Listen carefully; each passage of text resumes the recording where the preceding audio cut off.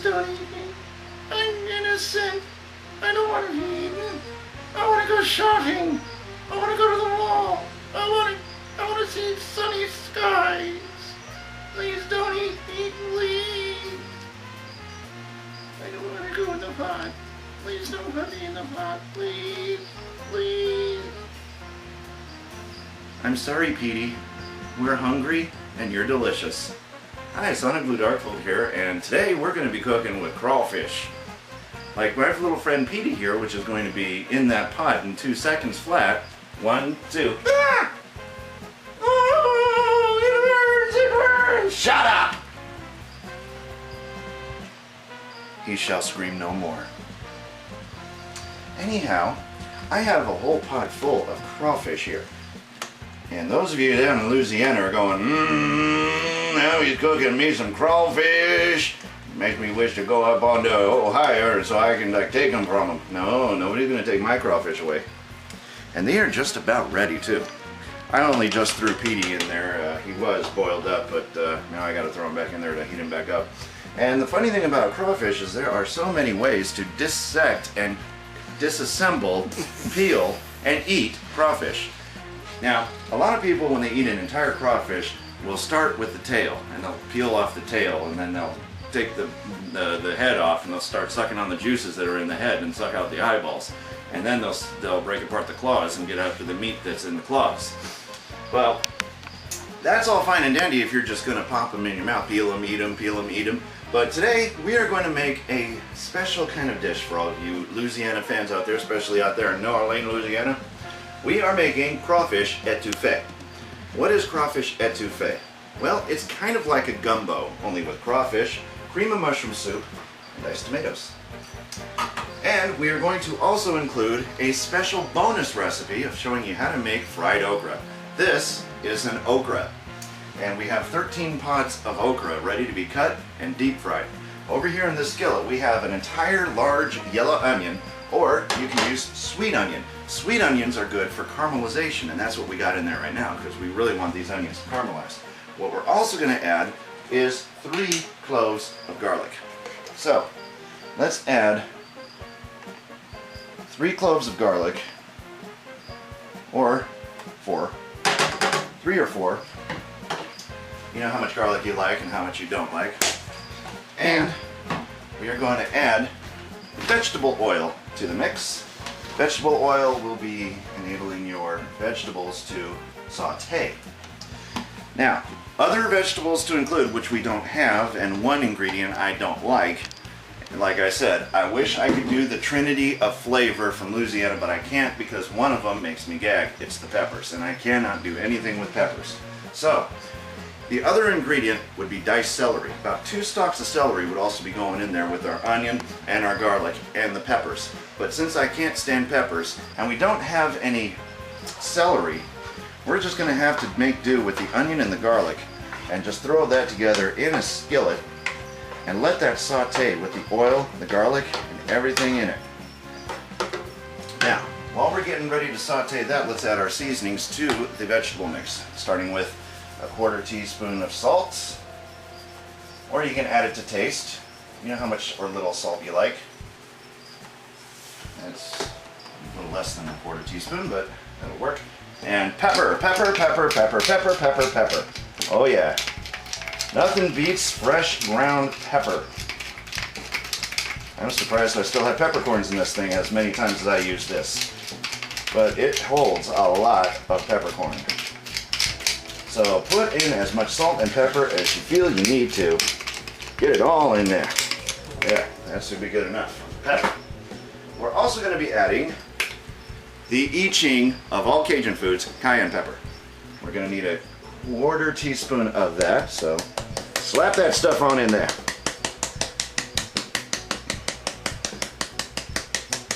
That should do it. And then a 1/2 teaspoon paprika. I'm just going to take the thing off for the paprika. There we go. 1/2 teaspoon paprika. I loves me my paprika. And toward the end of it, we're going to also add some parsley flakes for color. Now let's stir this onion up with the seasonings all together, make them nice and red as the crawfish you see in that pot. It's gonna be good. So let that saute up, and we're gonna check on our crawfish. When they start going from a dark red to a brighter red and you start to see red bubbles around the sides, you know that crawfish is ready. I'm just gonna turn this on low and let them just sit in that hot, hot water. And what we're going to do is we are going to make fried okra to have on the side of our Crawfish Etouffee. We are going to take a cup of regular, plain old, instant cornmeal. Just a cup, that's enough. Give that a little shaker. Yeah, well, have fun in the sink then. Okay, and half a cup of flour. So let's just take the half of that cup there and just throw in some flour. A little more. There we go. Okay, stir that around, mix it up, and put the flour away. I'll just put it here for the moment. And now we have a good sized mixture for our okra. Well, we're not done yet. Get out your cayenne pepper and add some cayenne pepper to the mix. Just a little sprinkle will do it. Just give it enough of a little tiny kick until the entire top of your mixture is dusted with that red, beautiful color. Stir that in. Little salt. And you guessed it, more pepper. Lots and lots of pepper.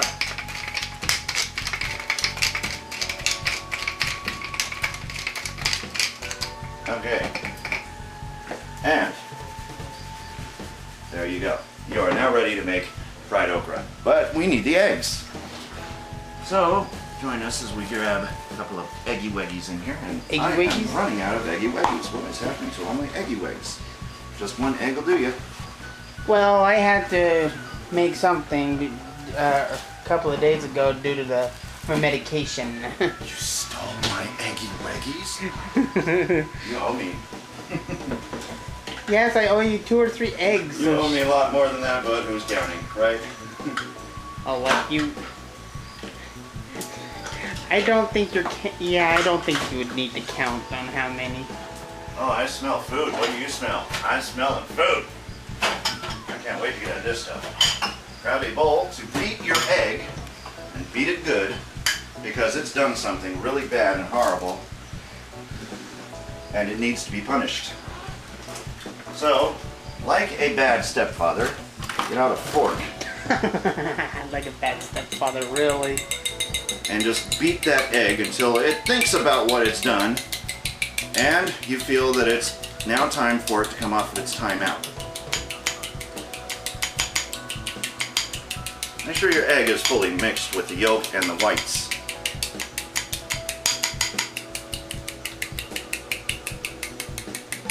There's not much egg to beat in there, but there's not much okra that we're working with either. So, once your egg is fully beaten and it's sorry for what it did, for whatever reason it did something, grab some okra, and what we're going to do with a knife is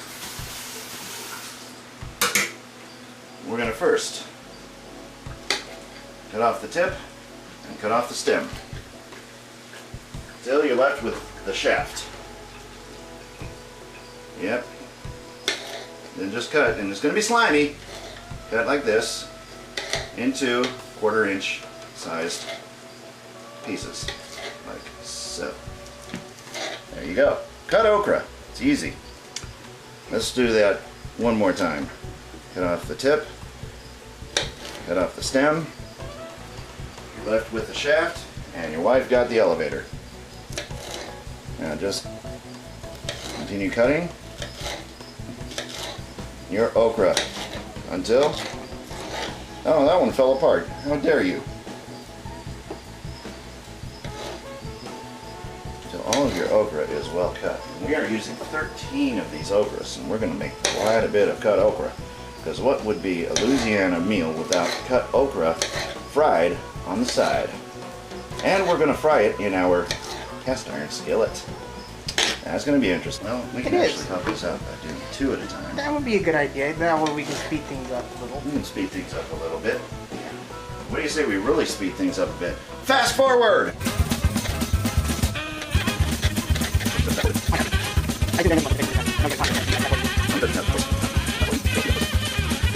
And you will.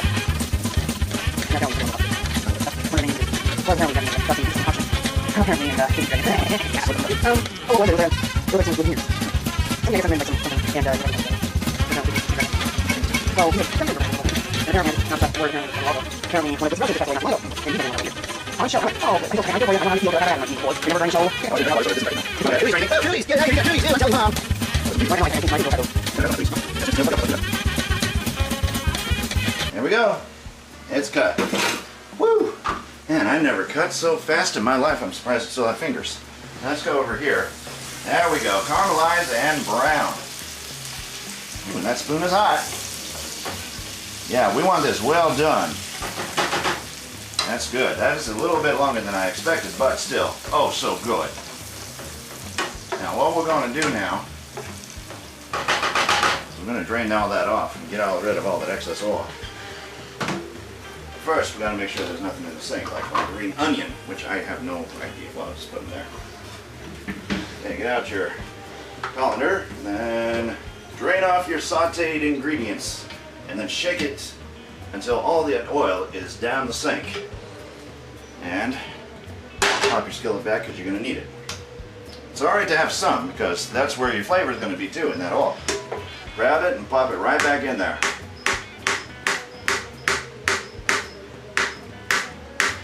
Now, since this be crawfish etouffee, and it's not every day I can have crawfish at this household because of how rare it is to get out here, because everybody and the grandmother wants to go out to Kroger to get crawfish. And unfortunately, crawfish in Ohio, very hard to find. Excuse me. Because everybody wants some. Hey, it's just like Van Halen said, everybody wants some. I want some too. That's a good song. All right, now what we're going to do to add to our etouffee is open up a can of cream of mushroom soup. Since we're using 2 pounds of that crawfish there, we're going to be using double up on our can of cream of mushroom soup. We are looking for 20 ounces. That's 10 per pound of cream of mushroom. Now, here we go. Cream of mushroom going into the skillet. Blop.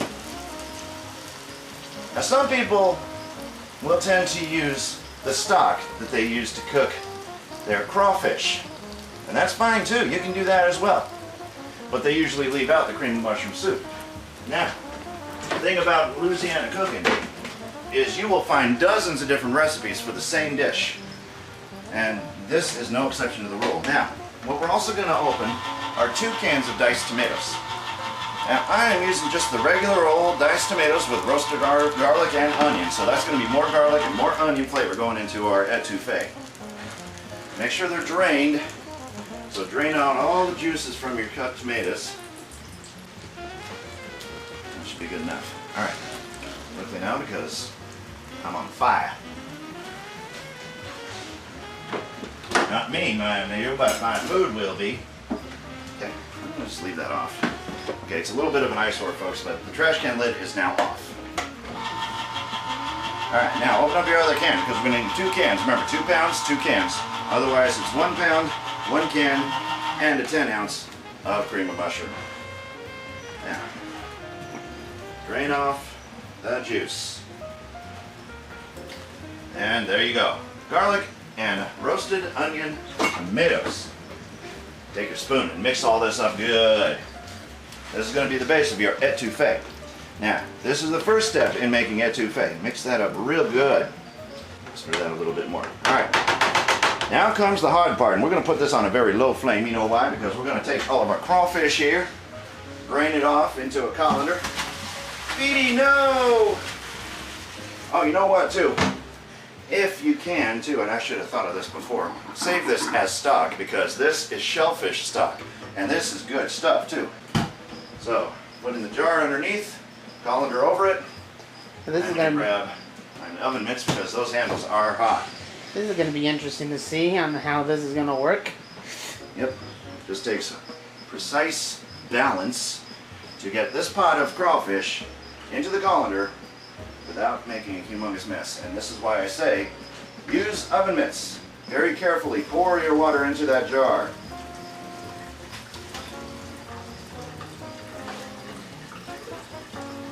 Look at that, look at that. There's some good stock right there, folks. That is some good shellfish stock. We did it. Didn't even spill a single drop. Look at that. And now you are left with all these little legs and claws and things. Mostly legs and antenna.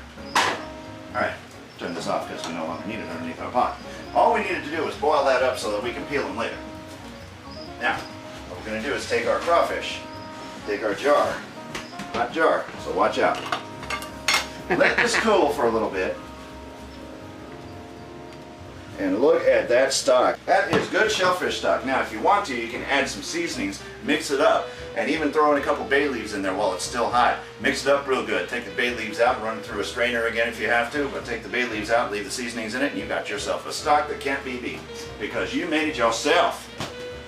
But what we're going to do is going to leave that in there until that is cooled down. Now, we're going to, while we're at it too, add some Worcestershire sauce. We're going to use a good dollop. Since we're using 2 pounds of crawfish, 2 good dollops. And mix that in there good. That is all the Worcestershire sauce we're going to need.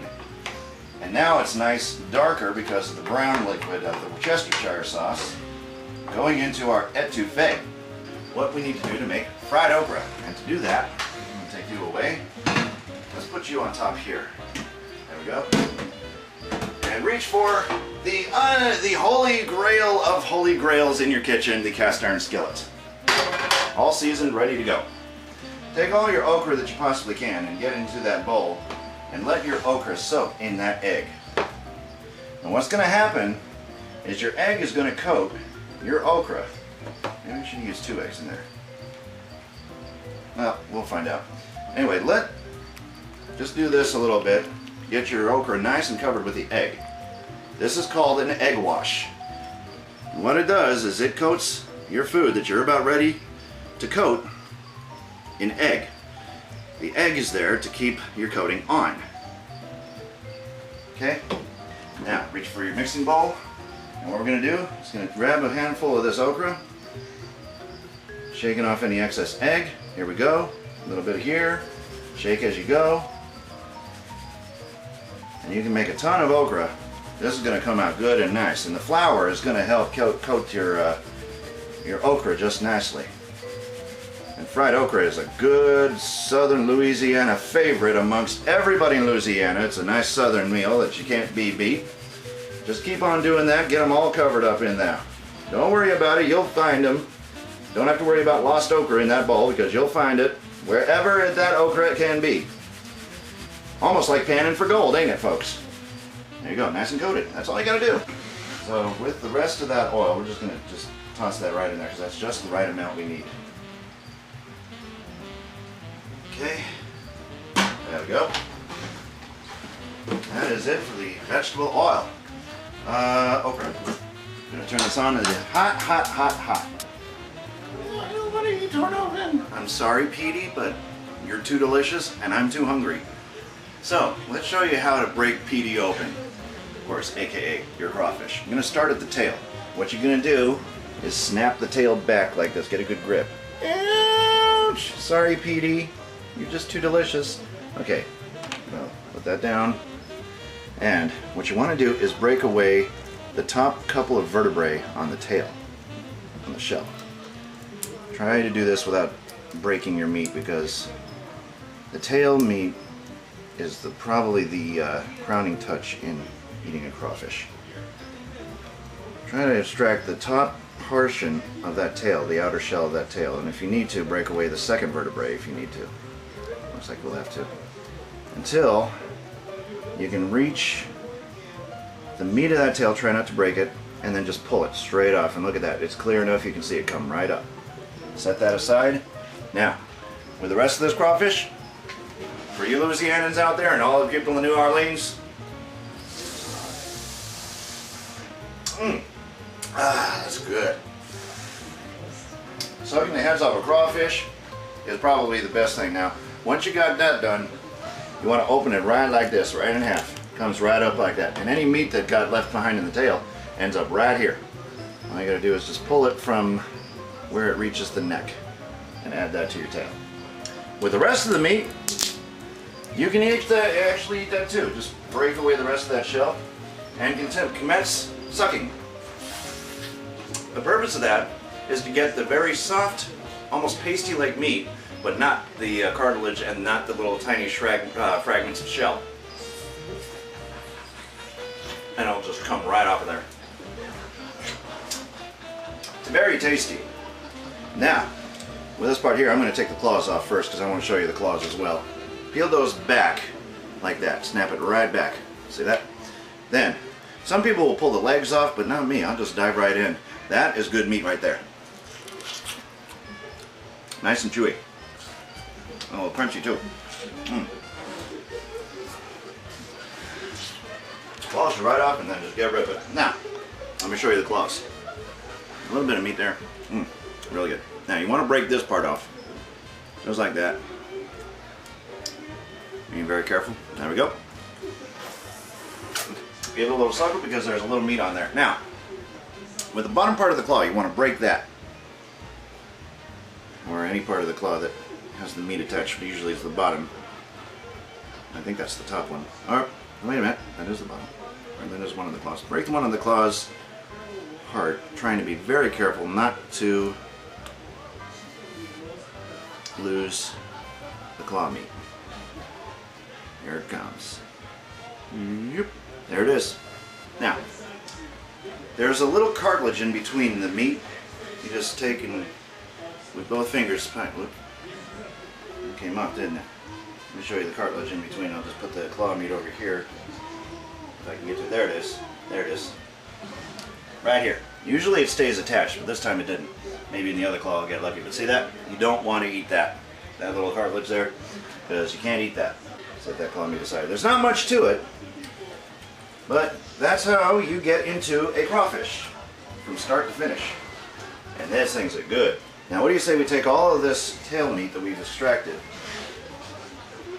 take it on over here to our etouffee, make sure that all of those little sharp bits are not in your pile where your tails go, and just drop them right into your etouffee like this.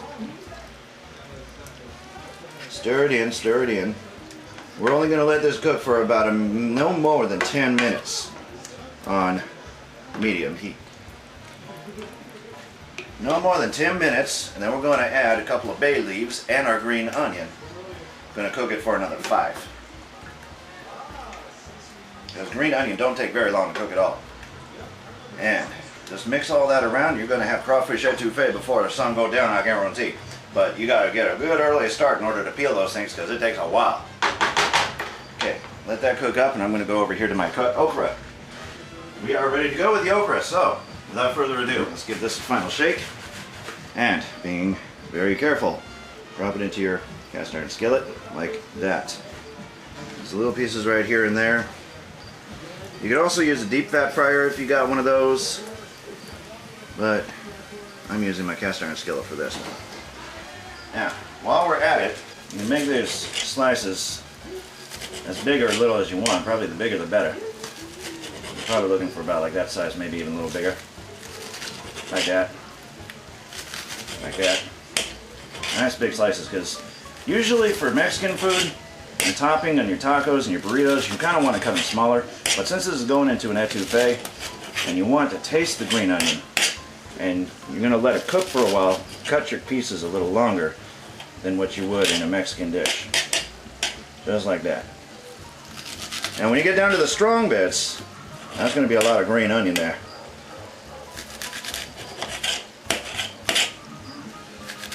Still maintain the same size.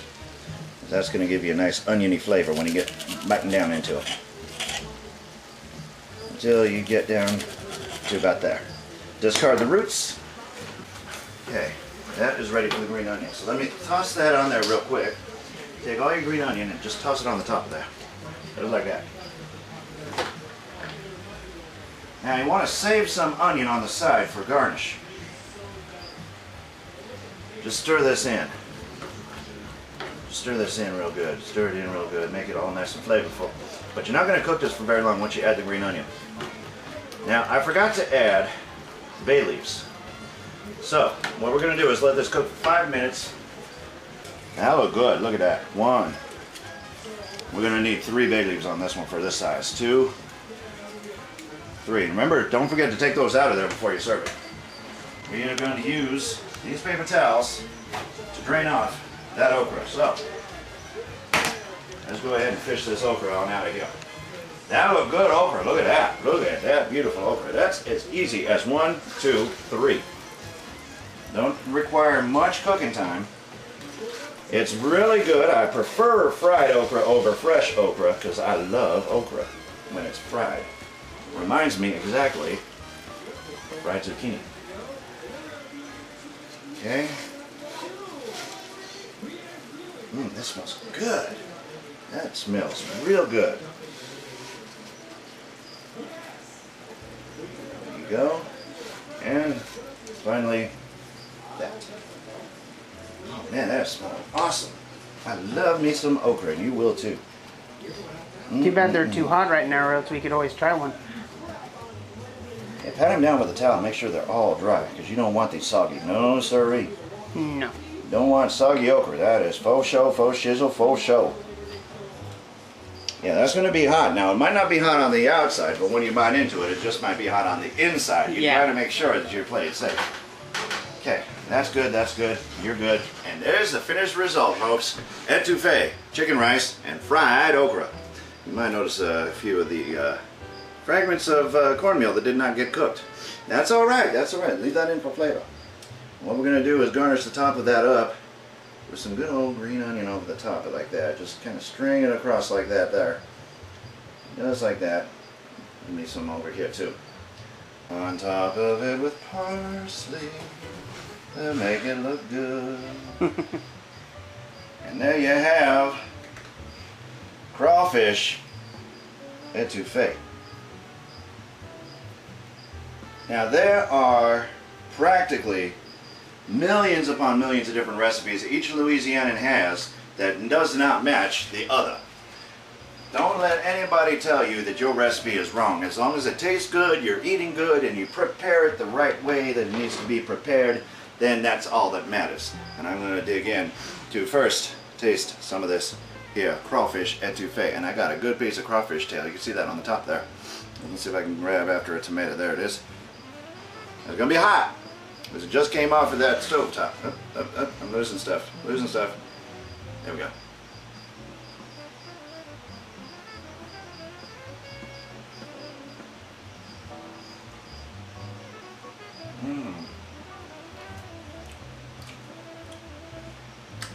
What I'm tasting here, folks, is a myriad of wonderful, succulent, nice and tangy flavors of the tomato and the cream of mushroom soup, and of course the meatiness of your crawfish, blended with the spice of our seasonings and topped off with green onion for a nice crunch. And finally, fried okra. A beautiful dish from down in Louisiana. And there you have it, nice and easy to make. It is so delicious that I'm going to come back for seconds, and then I'm going to come back for thirds, and then there probably won't be any more left. There's not even much left in there anyway. No, there ain't. There is just only one, or maybe 1.5 servings left over, because that crawfish is so expensive. If you don't live in Louisiana, that crawfish is going to cost you a bundle. So make sure you do a little search around your area. Make sure you search out all the available fish markets out there too. Fish markets might actually have it cheaper because they sell it a lot more in bulk. And if you can get more in bulk, it'll be cheaper in the long run. So keep on making that etouffee and keep making other people happy with what you can throw together in your kitchen. So from all of us here at Opal Pets to all of you out there, if you're not cooking good, you're definitely not eating what I'm eating.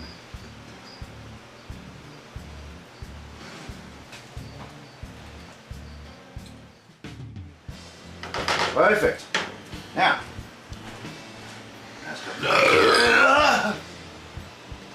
Wow. Let me try that again. Take 2. Now this is going to be the basis. And there goes an onion. Take 2. Yep. Wash that little guy off. Of course, now for fried okra, I found.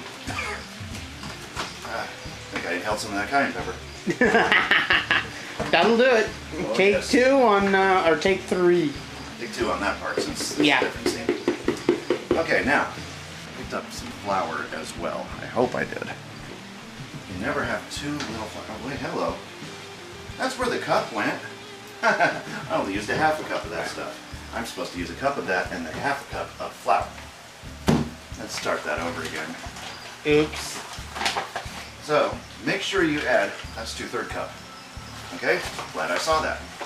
I want to eat your okra. Okay, that's just creepy. You look like a walrus, only with really bad teeth. Oh. I am the walrus, the okra walrus. Yeah, I don't. Yeah, you just have those in your mouth. Get the Mount Olive pickles for $4, and when you finish eating all those delightful, delectable, juicy pickles, you are left with a jar that you can't open.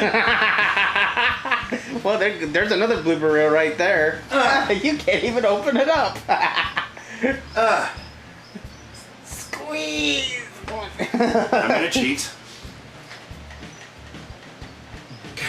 And it's still not working. Yay! It's sealed back up again. That's why it's been on there in the heat and the. Wait, here it comes. There it is. We got it. Let no job be too great for the mighty grip of SonicBlu Dark Fold. There we go.